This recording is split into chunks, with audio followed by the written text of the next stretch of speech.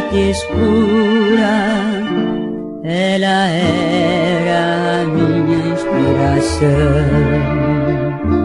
Era um anjo de imensa ternura que guiava meus passos na escuridão. Era o esplendor profundo que cruzava o meu caminho, guiando-me pelo mundo com a pureza do seu carinho.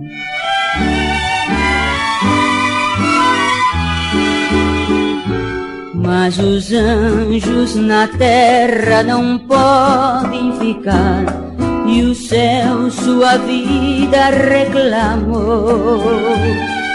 E sem ouvir o meu suplicar, Deus para seu reino a levou. Rezo ao Criador, peço uma graça, não me deixar sozinho assim ao léu, na esperança que um dia ele me faça bem juntinho com ela, viver lá no céu.